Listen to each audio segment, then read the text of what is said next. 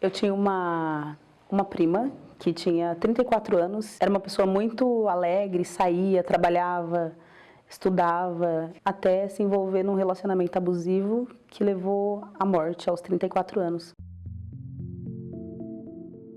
Feminicídio é a expressão fatal das diversas violências que atingem mulheres em uma sociedade culturalmente machista. E Nayara Souza se tornou mais uma vítima após um relacionamento conturbado com o namorado.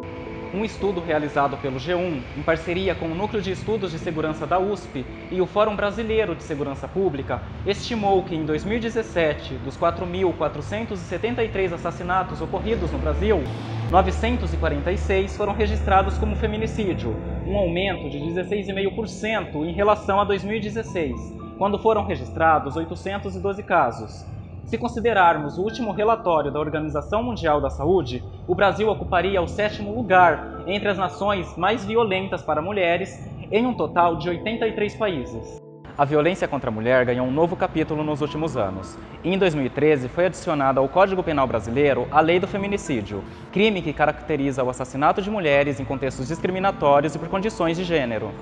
Compreender as desigualdades que ocorrem para que mortes violentas aconteçam continua sendo essencial para a correta aplicação da lei e principalmente para ações preventivas. Com isso, viemos até a Delegacia de Defesa da Mulher de Jundiaí conversar com a delegada Maria Beatriz. O que acontece? O feminicídio ele é um homicídio qualificado que poderia e deveria ser evitado. Ele não atinge a mulher rapidamente, isso vem num crescente de violência. Muitas vezes o casal começa a se desentendendo e gera uma ameaça, uma agressão verbal, psicológica, e isso começa a crescer como agressão, um tapa, um empurrão. E as violências vão se continuando até que culminam com o feminicídio. Já a psicóloga Anne Lilian, utilizando uma análise crítica no âmbito psicológico, recorre a comportamentos que marcaram a Idade Média, contextualizando ao que ocorre hoje. Qual a ideia da mulher que se tinha na Idade Média? A mulher era considerada uma bruxa, a mulher era perigosa, ela era queimada em fogueiras. Então, qualquer tipo de mulher que exercesse o poder de atração sobre esse homem era vista como bruxa. Essa era a bruxa, essa é a base do que é ser bruxa, deixar o homem vulnerável. Se a gente transpuser isso para hoje, isso está no inconsciente coletivo do homem, o que ele sente? Ele se sente traído por uma mulher que ele deseja e não o quer mais. Ele vai destruí-la, ele vai queimá-la. Explica que o fato da mulher muitas vezes aceitar esse tipo de relacionamento está relacionado ao modo pelo qual foi criada. E muitas vezes essas mulheres que sofrem esses ataques vêm de famílias de pais que espancavam as suas mães.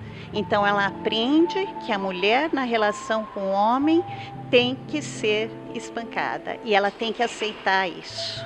Ela se deixou ser trancada em uma bolha de um relacionamento, então ela não saía mais com a família, ela não saía com os amigos, ela não fazia mais nada. Não, tá tudo bem, ele é assim mesmo, ele é ciumento, não tem agressão física, não tem agressão verbal, ele é um cara legal e tal. Então era como se a gente esperasse que ela desse o aval para fazer alguma outra coisa, sabe? Ou se estivesse esperando alguma coisa mais grave acontecer e não apareciam, por exemplo, marcas. Na verdade, eram crises de ciúmes. Maria Beatriz aponta os tipos de crime qualificados como feminicídio pela legislação brasileira. E nós temos 2 tipos de feminicídio na lei. Nós vamos ter o feminicídio íntimo, que é aquele que acontece dentro do âmbito doméstico e familiar. E o feminicídio, que é aquele desconhecido, que é não íntimo, que a gente chama. Por quê? Porque algum desconhecido atingiu a vida de uma mulher. Deilane explica que com o início do relacionamento, o comportamento da prima ficou notavelmente alterado, por influência do companheiro, o que logo a família percebeu. Ela demonstrava que gostava muito dele, porém era como se, sei lá, uma dependência, sabe? Às vezes reclamava de alguma coisa assim, mas ele é assim, outra pessoa também vai ser. Tipo, todos os homens têm algum problema e no final das contas tem que ficar com uma pessoa que você gosta. Era assim que ela falava. E aí o que aconteceu foi que eles brigaram, tal, ficaram separados, depois ele trouxe ela para casa Isso foi num sábado, do sábado de madrugada, quando aconteceu, que ela foi encontrada morta no domingo pela manhã, pelas amigas que moravam junto com ela.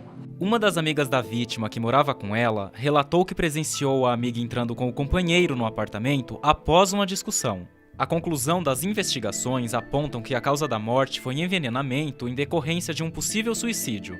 Porém, o companheiro é dado como o principal suspeito do crime por ter desaparecido durante uma semana. 3 anos se passaram e nada aconteceu. Ele foi na delegacia, ele depois não foi preso porque não foi em flagrante. A delegada alerta que a mulher, ao identificar esse tipo de comportamento, procure ajuda no âmbito judicial ou familiar. A gente pede que, havendo um episódio de violência, que a mulher não espere acontecer o outro episódio, que ela já denuncie para parar essa violência, para que ela não chegue ao seu ponto máximo e fatal, que seja justamente o feminicídio.